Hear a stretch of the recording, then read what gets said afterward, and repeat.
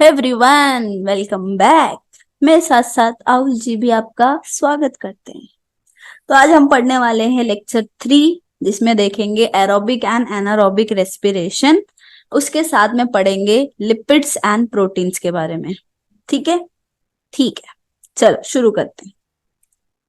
तो depending upon the presence और absence of oxygen, respiration is divided into two types, anaerobic respiration and aerobic respiration. अभी ये है क्या? एरोबिक रेस्पिरेशन म्हणजे क्या? एरोबिक मतलब होता है in the presence of oxygen, मतलब इसमें जितने भी रिएक्शंस होने वाले हैं, जो भी प्रोसेस होने वाली है, उसमें ऑक्सीजन लगने वाला है कहीं ना कहीं। तो एंड एनारोबिक रेस्पिरेशन मतलब ऑक्सीजन नहीं लगेगा किसी भी स्टेप में। ठीक है, ठीक है। तो एरोबिक रेस्पिरेशन हमने बहुत डिटेल में लेक्चर नंबर 2 में पढ़ लिया है।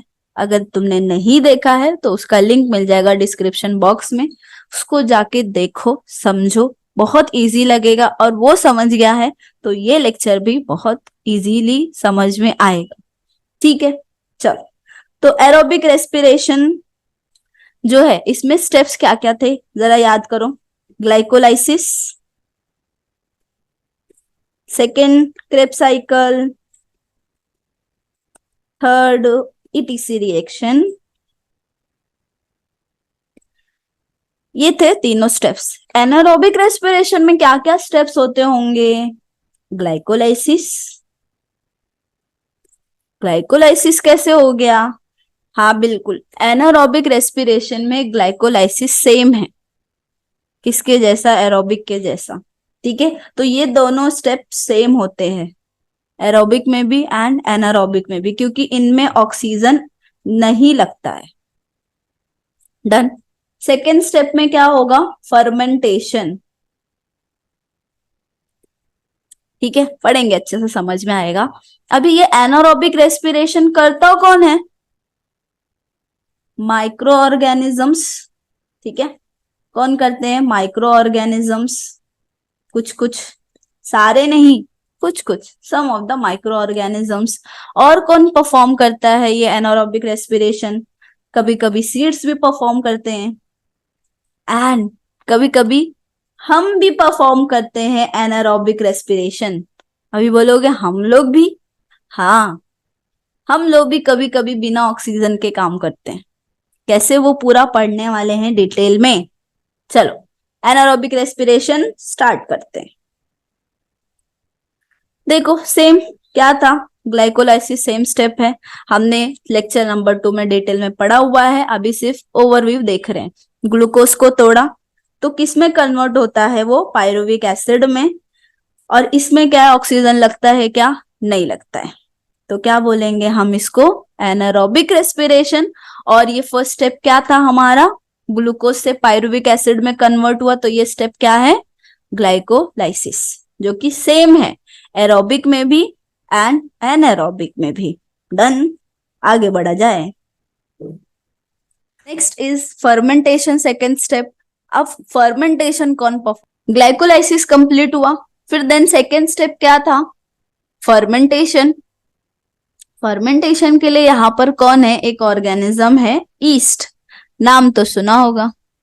ठीक है, ईस्ट है क्या? जो तुमने पढ़ा था 9th स्टैंडर्ड में। ठीक है, ईस्ट क्या है? यूनिसेलुलर फंगस, सिंगल सेल से बना हुआ। और ये जो ईस्ट है, इसको क्या बनाने के लिए यूज किया जाता है? Alcohol and bread. ठीक है, जो मार्केट में भी ईस्ट हमको किस में? पाउडर फॉर्म में मिल जाता है, जिसको इडली बनाने के लिए, ढोकला बनाने के लिए यूज कर सकते हैं। चल, अभी ये ईस्ट काम कैसे करता है? ईस्ट ने क्या किया? ग्लाइकोलाइसिस परफॉर्म किया, एंड उनको उसने क्या बनाया? फिर पायरुवेट बनाया। एंड पायरुवेट को ये लोग क्या करेंगे? ब्रेक डाउन करके क्या बनाने वाले हैं? Alcohol and carbon dioxide. अब ये जो पूरा प्रोसेस हुआ, बाई प्रोडक्ट क्या मिला? डायरेक्ट एनर्जी मिल रहा है। लेकिन हमारे जैसा एरोबिक रेस्पिरेशन में हमको एक ग्लूकोज से कितनी एनर्जी मिल रही थी? 38 एटीपी मिल रहा था। यहाँ पे उनको 38 मिलेगा क्या? नहीं, कितना मिलेगा? 2 एटीपी। ठीक है, तो तो एक ग्लूकोज से एक ग्लूकोज का ब्रेकडाउन हुआ, लास्ट में कन्वर्जन करके क्या मिला इनको, अल्कोहल एंड कार्बन डाइऑक्साइड। तो अल्कोहल मतलब क्या, दारू बनाने में ईस्ट का यूज करते होंगे, बराबर, ठीक है। और कार्बन डाइऑक्साइड रिलीज करते हैं। कार्बन डाइऑक्साइड है क्या, गैस है, जिसकी वजह से क्या हो रहा है, कोई भी चीज स्पॉन्जी बनता है। तो ब्रेड कैसा रहता है, स्पॉन्जी रहता है, राइट। तो ऑब्वियस सी बात है कि वहां पर क्या यूज किया जा रहा है, ईस्ट यूज किया जा रहा है। तो ईस्ट काम कैसे करता है, क्लियर हुआ। ग्लूकोज का ऑक्सीडेशन हुआ, ग्लूकोज का ब्रेकडाउन हुआ, क्या मिला, पायरुवेट मिला।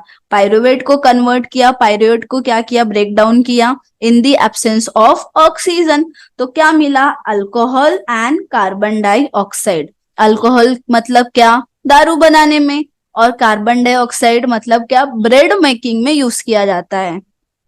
इतना तक समझा है। चलो आगे बढ़ते हैं। हमने पढ़ा था, देखो ये जो प्रोसेस है ये क्या था, fermentation. Fermentation second step complete हो गया। हमने पढ़ा था कि ह्यूमंस भी क्या करते हैं, एनारोबिक रेस्पिरेशन परफॉर्म करते हैं कभी कभार।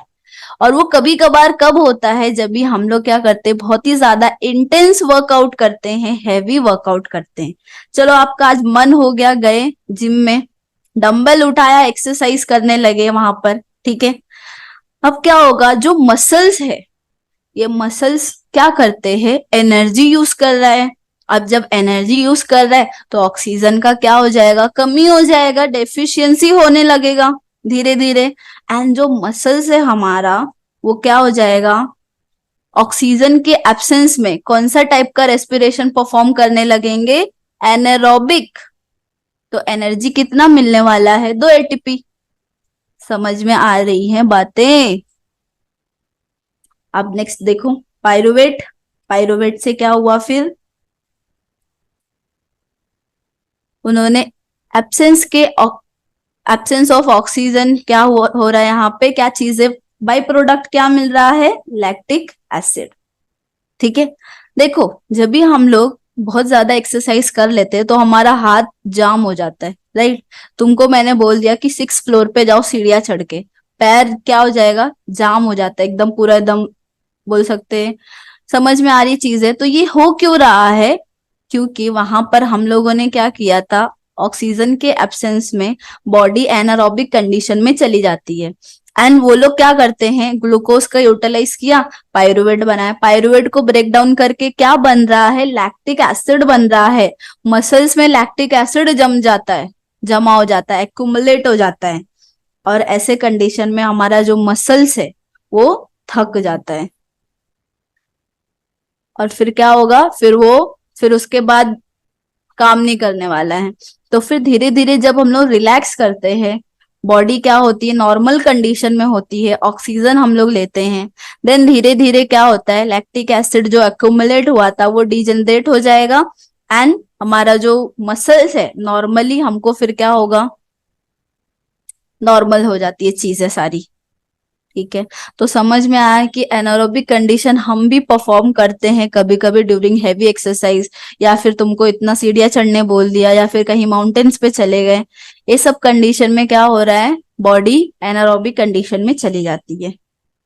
समझ में आ रहा है, ठीक है। तो कुछ कुछ क्या करते हैं, सीड्स भी एनारोबिक कंडीशन में चले जाते हैं कभी।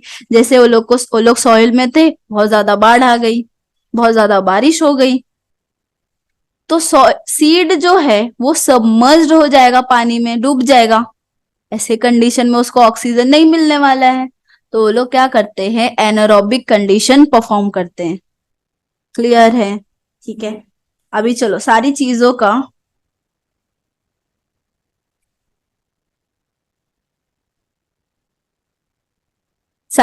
का हम लोग एक समरी देख लेते हैं।